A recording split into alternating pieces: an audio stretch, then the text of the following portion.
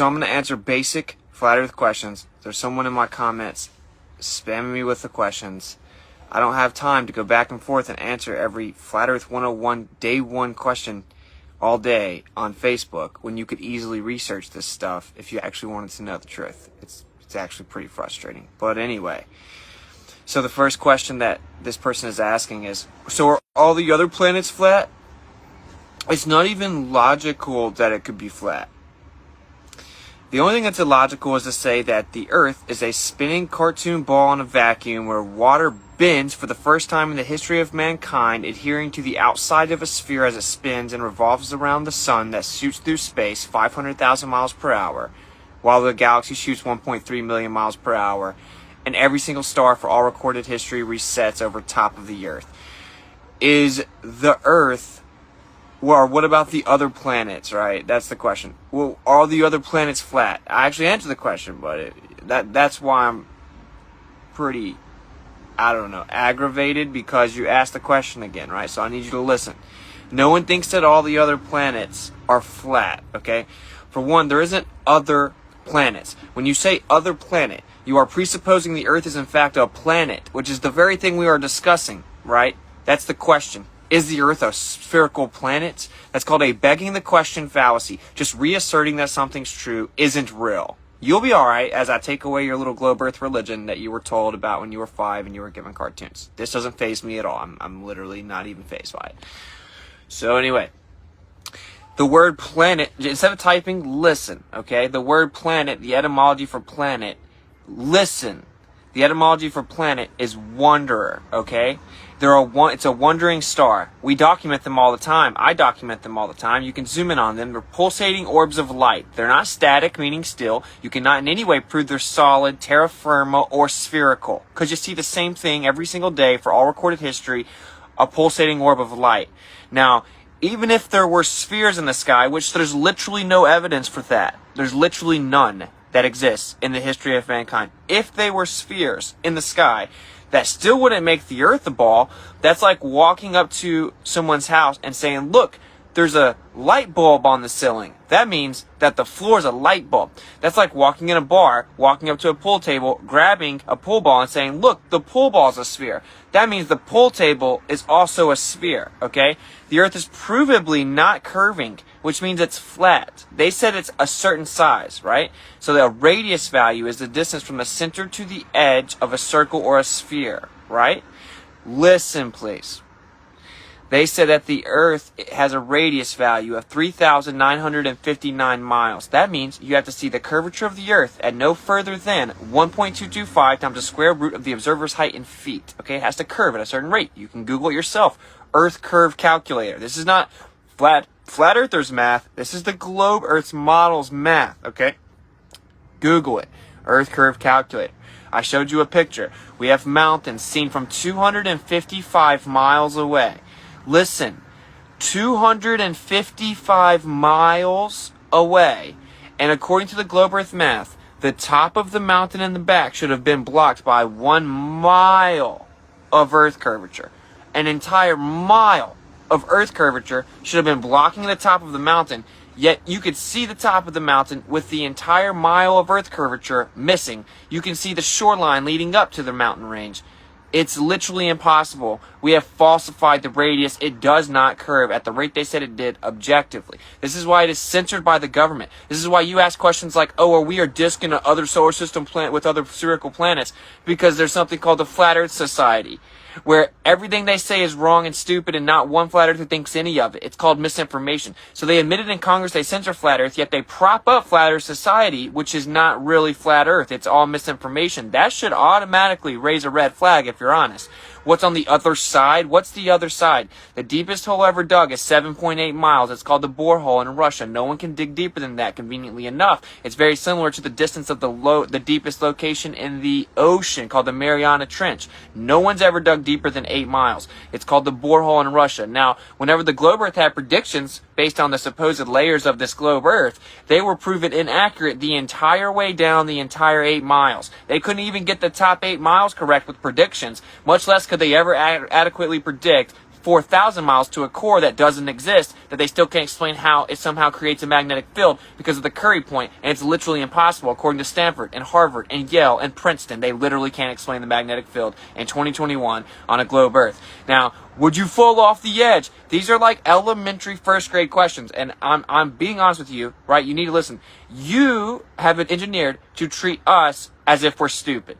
But you should be honest. You know nothing about the conversation. You haven't diligently researched it. You've never measured it. You've never made a long-distance observation, and you know nothing about it. So when you ask these stupid questions like, can you fall off the flat earth? That is called a straw man fallacy, right? Because no one thinks that. So can you fall off the edge of a lake? Can you fall off the edge of a shore?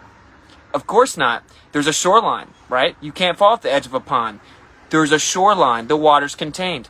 There's something called this. You need to just listen, though, right? Because this is so much information that you're going to have to learn for you to even get close to understanding the conversation. Stop trying to pretend you're going to make flat earthers look dumb, because you look dumb when you do that. You ask questions like, so what is up with the other planets? If you knew what flat earth really said, you know that that's a very dumb question.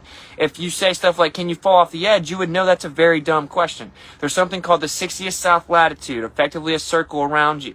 It was signed in the Antarctic Treaty that it is illegal for you to privately and freely explore past this region. China, Russia, the United States have all signed it. It's the longest lasting peace treaty in modern history, okay? So all these geopolitical adversaries and enemies have all signed a treaty that says it's illegal for you to go explore past that area. So we cannot make claims what's past there because you can't go there to verify it. It's literally impossible and illegal, okay? The one thing that would prove the Earth's a ball is, for one, measuring the curvature of the Earth. Never been done. In fact, the opposite's been done. Every measurement of the Earth ever assumes a flat Earth, and we have measurements way too far to be on a globe Earth, including lasers that were shot without getting hit by the curvature. You need to listen. If you can come up with a question you think that I can't answer, that doesn't make the Earth a ball. We falsified the globe Earth. It is not curving at a rate consistent with the radius value of 3,959 miles. This is why we are heavily censored. And I've been censored on every major platform, and even PayPal and Venmo, because they forcibly censored the real flat Earth by telling you the lies. So you should listen very carefully. We know that the Earth is the bottom of everything, okay? The basement, effectively, in layman terms. It's geocentric. That means the center of everything. It's stationary, of course, meaning not moving. It's a geocentric stationary plane. We have mountains, we have valleys, but it's a topographical plane. The sky resets like a perfect clock over top of us for all recorded history. It all goes around Polaris, the North Pole star, directly over the center of the surface of the Earth, which is the North Pole, and it resets perfectly for all recorded history for thousands of years, doing the exact same thing. Literally impossible on a ball Earth spinning, revolving around the sun, shooting through space. This is why they said that the lights are actually thousands of light years away. Not because they went and measured something thousands of light years away, because they mathematically had to construct something consistent with the model, and it necessitated they be that far away because the stars don't change like they would have to if you had all these different vectors going on. It's called parallax, okay? So you need to understand the true origins of this religion, and it is a religion. It's a belief system built upon the doctrine of men with no empirical evidence. The Big Bang Theory was literally proposed by a Catholic priest, a Jesuit priest, proposed the Big Bang Theory. First time, the perfect shape's a sphere. A metaphysical, ontological premise, philosophical. The perfect shape's a sphere, so the Earth must therefore, by deduction, be a sphere. Let's try to figure out a way to mathematically prove that it could be a sphere. That's literally where it started. It's literally a religion. We were all shown cartoons of it, and they told you there's no more land on the Earth, and there's nothing significant about you. You're on a tiny speck of dust in an ever-expanding universe where everything came from nothing, right? And the truth is that they have put us in a little circle, like a playpen. And they said, you're not allowed to go outside of there, you stupid little peasants. And there are people that are the peasants running around attacking the other people, trying to wake them up and free them. It's insanity. You should research it. So 1945, we brought Nazis over here, an Operation Paperclip, okay? One of the Nazis we brought over here was Werner van Braun, because the W is like a V, it's German, right? Okay, Werner van Braun was an SS officer of the Nazi regime. He was brought over here to help us get to the moon via space exploration Department, right? The Space Exploration Department, he was put in charge of. In 1945, Operation Paperclip. It was called this because they put paper clips on certain people's files so they would know who to grab and pull over here out of the Nazi regime. Operation Paperclip, 1945. In 1946, the government started something called Operation High Jump. This is where they went and explored the Antarctic region with Admiral Byrd, a well-decorated admiral for the U.S. military. They went and explored the Antarctic region. He came back on nationally televised interview in 1954 and said, "It is astonishing to me that there is land as big as the continental U.S. on the other side of Antarctica that remains unexplored with tons of resources." He then died in 1957. In perfect shape, heart complication. 3 years later, he died in 1957. In 1958, NASA was founded, which means to deceive in Hebrew and has a snake tongue going through it. In 1959, they signed the Antarctic Treaty, which said that it was illegal to privately explore that region that they had just explored in Operation High Jump. In 1961, JFK then came out and told the world America's going to be the first country to land on the moon. In 1962, they then started to shoot high-altitude missiles in something called Operation Fishbowl, which was part of a bigger operation called Operation Dominique, which translates to of the Lord. So literally meaning Operation Fishbowl of the Lord. The U.S. military shot high-altitude missiles up trying to penetrate the firmament and container. There's hundreds of documents explaining that there's a firmament and that there is in fact approximation method to determine the brightness of the firmament that was proven accurate. There are U.S. military documents that have been declassified, but it wasn't on CNN or TikTok, so you've never heard of it. That is how they've effectively brainwashed the public with cartoons since they were 5. So then they shot these up in 62, 1 year after JFK said we were going to go to the moon. Then JFK got assassinated. Then, in 1968, a movie came out called Space Odyssey about a moon landing, and it was the most famous movie at the time. It won Film of the Year. The year before we went, one of the astronauts that was supposed to be in the crew that went said, "We will never go to the moon. We can't even get to low Earth orbit. We can't even communicate in the same building with one another. It's impossible we go to the moon by 1969. He then went and hung a lemon on the module that was supposed to go. Right after this guy mysteriously exploded and died in a routine checking of wires on NASA's facilities. Then in 69, we miraculously were able to go after not being able to go to low Earth orbit in 1968. And then they called the president from a landline 238,000 miles away with no delay. Yet they say we cannot go back to this day over 50 years later because they quote-unquote destroyed the technology and it's a painful process to build it back, quote-unquote, from Don Pettit, world-renowned astronaut. This is where they supposedly took a real picture of the Earth from space in the Apollo missions when they supposedly went back and forth like 6 times with no problem, but now they still can't do it 50 years later because we can't replicate the technology from the 60s. In 72, we supposedly took a picture of the Earth in these Apollo missions, and that is the only supposed real picture of the Earth from space ever. They didn't go there. So very simply, a summary for you, okay? They brought Nazis over here who were typically famous for brainwashing people with propaganda. They said, "Hey, we're not going to hang you for your war crimes. We're going to revere you as scientific geniuses. We need you to help us with this propaganda effort. We're going to lie to the U.S. public and tell them that we beat the Soviet Union going to the moon." Then they went and explored the Antarctic region. They discovered that the Antarctic region had something there and what it was. They then came back and said, it's illegal for you to go there. And that treaty still stands intact where it's illegal for you to privately go explore it. They then said, don't worry though, we explore the Earth for you. You're not allowed to explore, but we explored it for you. Here's your little playpen. You stay in your circle, you little slaves. Look at space. Here's NASA. We're going to go to the moon. Something that you could never stand on, never land on, isn't terra firma or solid or spherical. Okay, so there you go. Are there any maps of the flat Earth? Literally every single map that exists in the history of all mankind is a flat Earth. The U.S. military still uses flat Earth maps for navigation and everything else in the world. There's no such thing as a globe Earth map. It's disproportionate. In fact, every single map is flat intrinsically. So the way that they navigate is based on Polaris and the movement of the stars in the sky, which they've done this for thousands of years, which continue to reset in perfectly recorded concentric circles every single year, right? Every map that exists is a flat Earth map.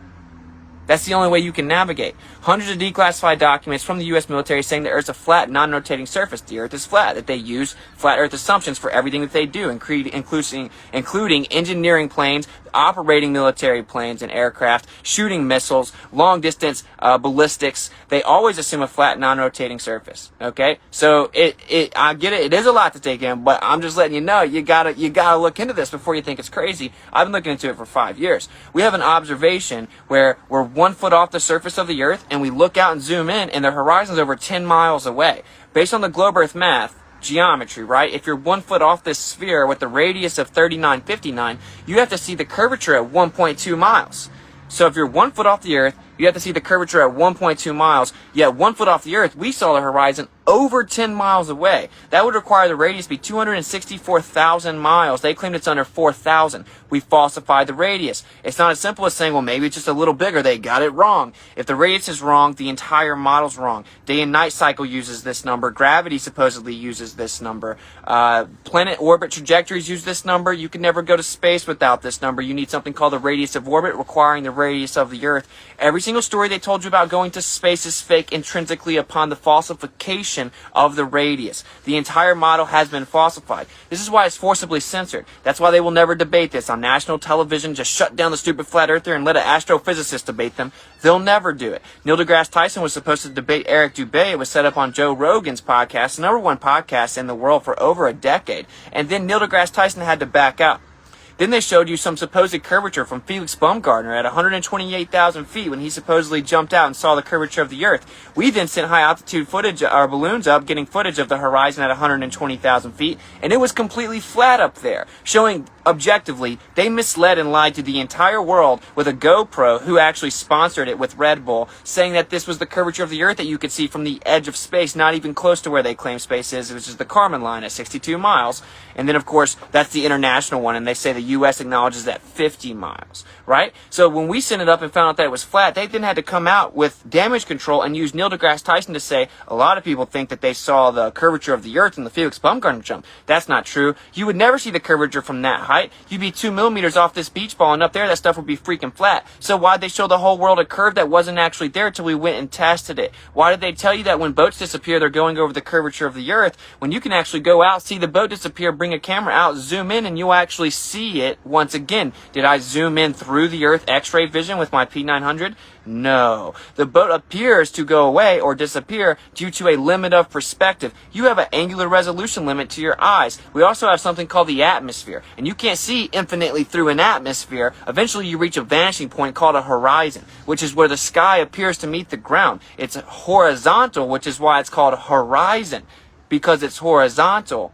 And this place constantly fluctuates and comes back and forth based on the atmospheric conditions of the day, how clear it is, and how high off the surface of the Earth you are. It's not a real physical place that curves and blocks your view. It's an optical apparent location that constantly moves. So all observations of the history of mankind have showed a flat, non-rotating surface. The Earth is a geocentric stationary plane, a topographical plane with different elevation differences within it. And that is what all evidence shows you. It's the only way it could even exist. You also can't have the gas pressure that you're breathing sitting next to a vacuum. It's literally impossible. It's called the second law of thermodynamics. Entropy will increase, pressure will fill the available space. Heat goes to cold, high pressure goes to low pressure. Systems seek spontaneous equilibrium. Second law of thermodynamics. This is a natural law, not a theory that you can change or debate. It's not something that someone came up with. It's something that happens always in nature. It's a naturally occurring phenomena that always happens. This is called a second law of thermodynamics, a natural law, right? So if you had pressure sitting next to a vacuum, it would instantaneously seek equilibrium, filling the vacuum.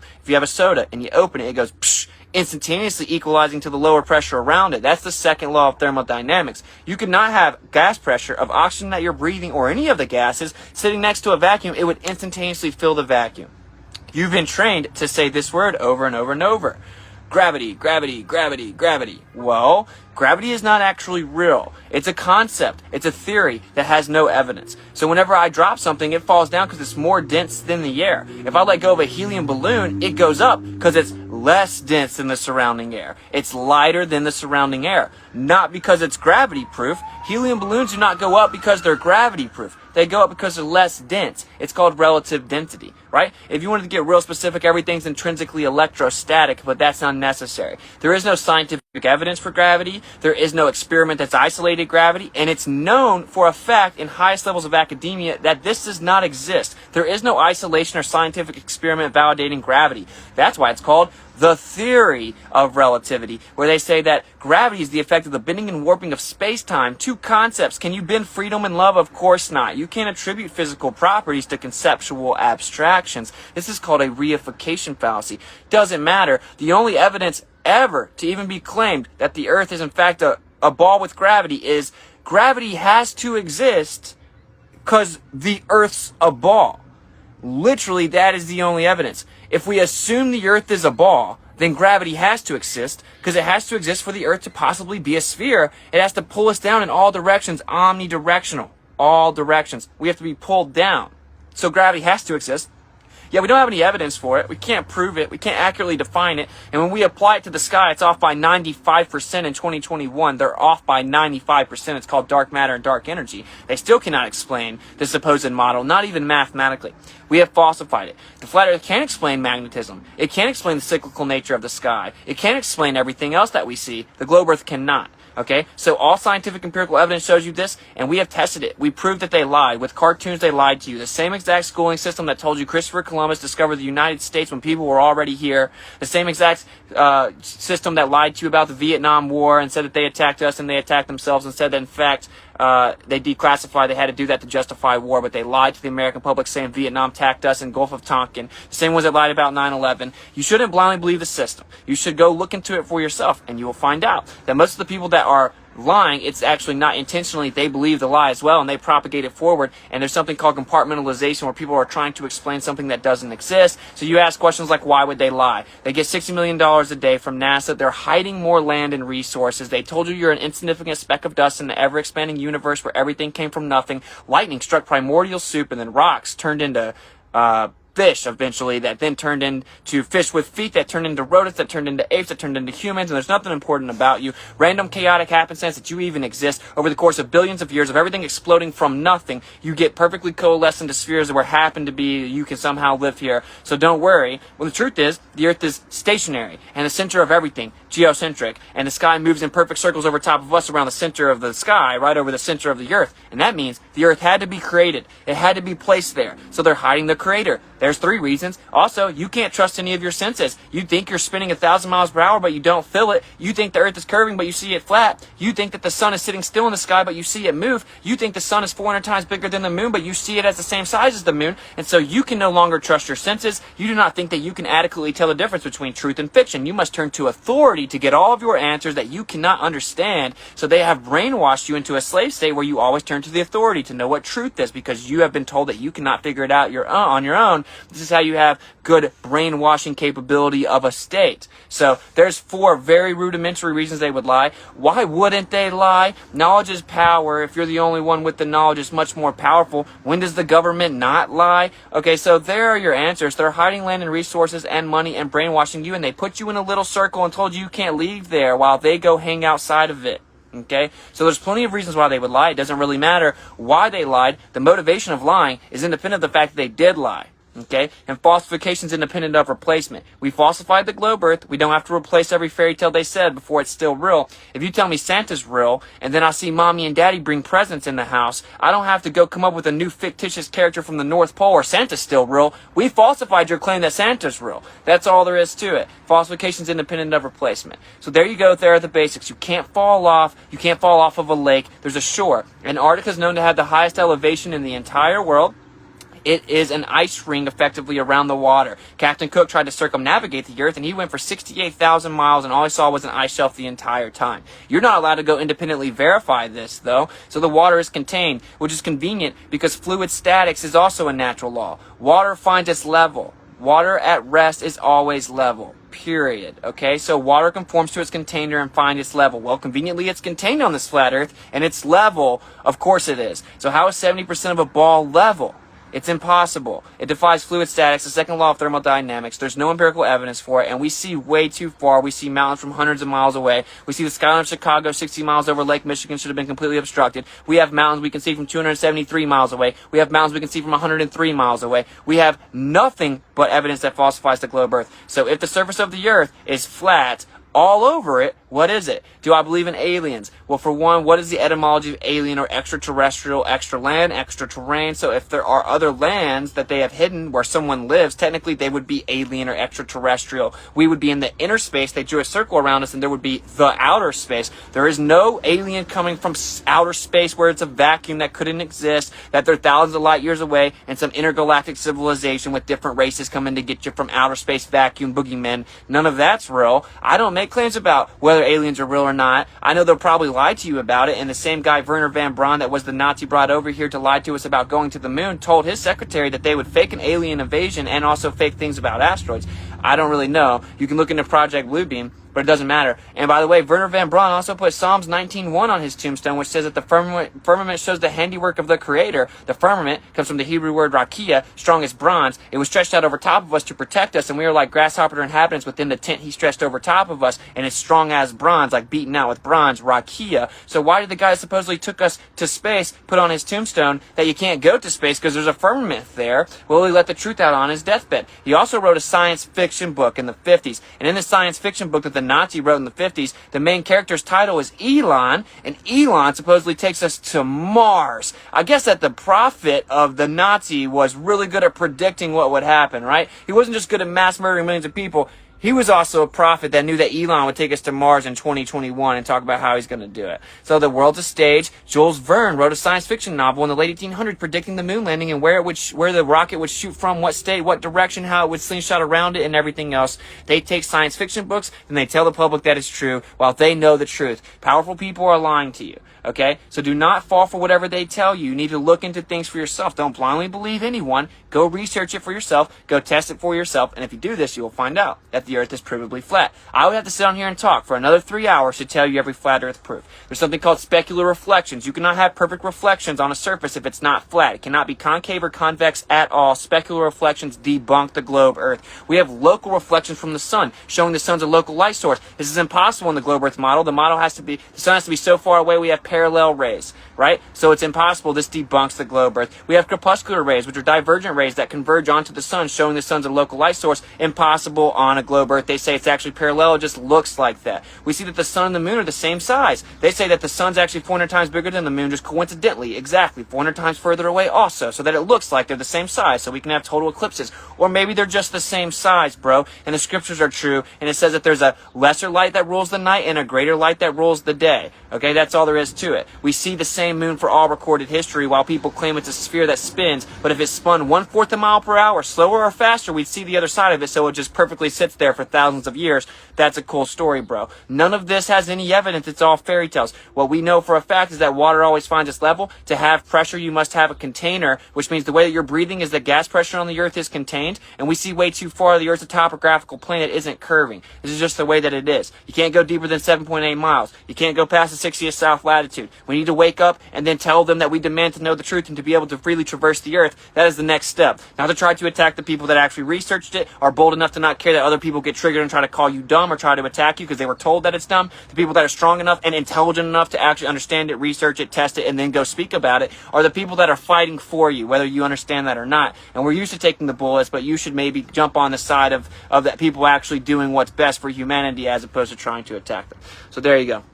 It's all a lie. Georgia Guidestones prove it. Yeah, exactly. The Georgia Guidestones wouldn't work unless the Earth was a geocentric stationary plane Earth, right? Because it uses a compass, a clock, and a calendar. It shows Polaris day after day after day for all recorded history that it's been there, and it will always work, showing you where north is, because it doesn't change. For all recorded history, Polaris is in north. That's how you know where north is, so it would be a compass, right? It also shows you where the winter solstice and the summer solstice is. It shows you the time of the year. It's a calendar. Because the Earth doesn't move and the sun does the same thing, that has the same cycle. There's a cycle over top of us like a clock that resets every year. This cost almost $1 million to build it, and it would be a complete waste of money if the Earth was a spinning ball. Okay, so that's just the way that it is.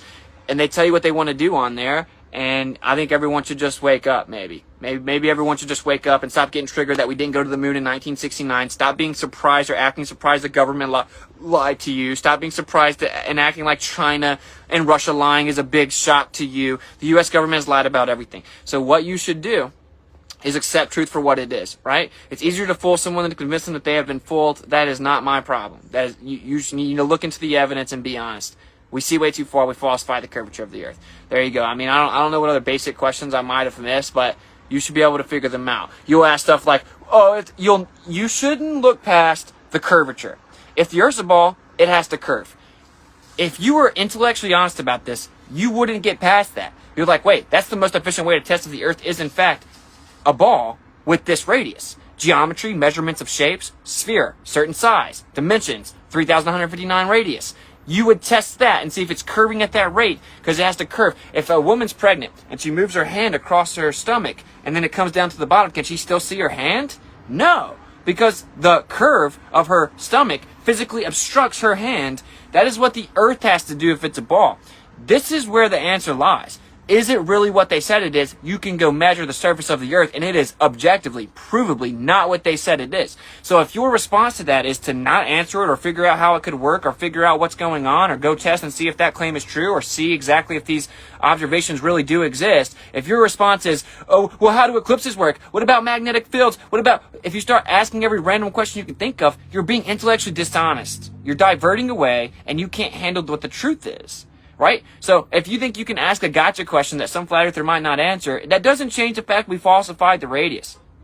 Okay? We don't know all the answers. The globe earth knows none of the answers, right? People will say, what about eclipses? Eclipses debunked the globe earth, and they still use the Chaldeans from Babylonian time, 2500 BC, a geocentric stationary plane earth civilization. They knew the earth was flat and stationary and the center of everything, and they used something called the stereocycle from the Chaldeans from 2500 BC to this day at NASA to be able to predict the eclipses. They cannot use the heliocentric model to predict eclipses at all. There's something called the Selenilian eclipse, right? And it's where the sun and the moon are both above the earth during the lunar eclipse, according to the globe earth model. The reason you have a lunar eclipse is because the earth blocks the light from the sun and casts a shadow onto the moon, and that's what actually physically obstructs the sunlight, causing the shadow, thus a lunar eclipse. Yet in the Selenilian eclipse, a lunar eclipse, the sun and the moon are both above the horizon, above the earth, a geometric impossibility on the globe earth. And guess what year they said that they discovered this and recorded it for the first time? 1666. It's not a coincidence they told you that the first time they recorded the eclipse that debunked the model is 1666, 666, right? The same year that gravity was discovered by Isaac Newton, supposedly, in 1666, with a number of 6.67, right? Where we have north and south Arctic circles at 66.6 degrees,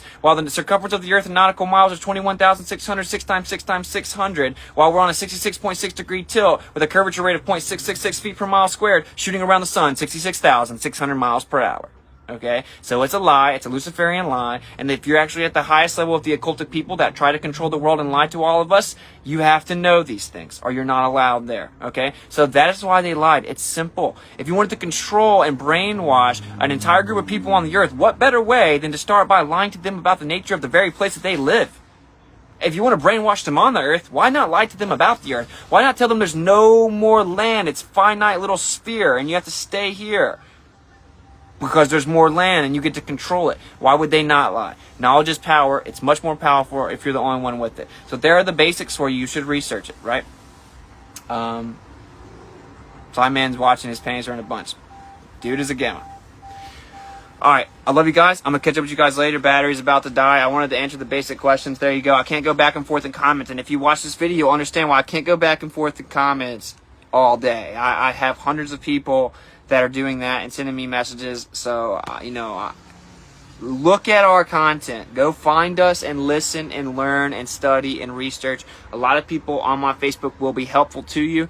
But for everyone, drop the arrogance. Okay? Drop the arrogance. When I first heard about Flat Earth, I thought it was dumb also. Then I humbled myself and researched and tried to prove the earth was a globe and found out it is far from dumb. And if you're still on that wavelength, even though waves aren't things and don't have links, right? It's just a transverse movement in a medium that has to be there, the antecedent to any type of propagation. But anyway, I digress, right? If you're not even on that wavelength of understanding that it isn't a dumb conversation, you're nowhere close to the truth. You're nowhere close to the truth. So just humble yourself, be honest, seek the truth diligently, and then you will be good to go, right? And people will be more than happy to help you answer your questions. They want you to come over here and know the truth. That's our whole thing. We want everyone to wake up and realize we've been lied to so we can get our power back. But just be respectful. Don't expect to be able to just hurl insults and attack people and that people are just going to love you and be real nice and just keep letting you do it. Because the irony is that, you're projecting your own intellectual insecurity. I go around the United States offering $100 cash to anyone in these major cities that can answer 3 basic questions about the globe earth correctly, the basic questions about it, and no one ever wins the money. So be honest. You know nothing about it. It's okay. All the flat earthers know everything about it, right? So you should be real here. Just look into it. There's your little beginner's crash course. I love you guys. I'm going to go chill with another flat earther in a little bit, grab something to eat. I may do a computer stream later tonight. My phone's about to die. Peace out. Much love. MasqueradeTour.com. $ what's it gets a cash at. What's it at ProtonMail.com. PayPal. If you want to support the tour. I know I speak fast. I'm sorry. It's just like what I do. So I love you guys. Seek and speak truth unequivocally. The weak find contentment in the consensus of ignorance. So strong people don't care what weak people think. Intelligent people don't care what dumb people think. Informed people don't care what ignorant people think. Stand tall and seek and speak the truth regardless of ostracism or any type of attack or pressure from society. It doesn't matter, right? The weak always do that. So just stand tall for the truth. And actually, whenever they revile you for his name's sake, rejoice, for they did it to all the prophets before you. Peace out.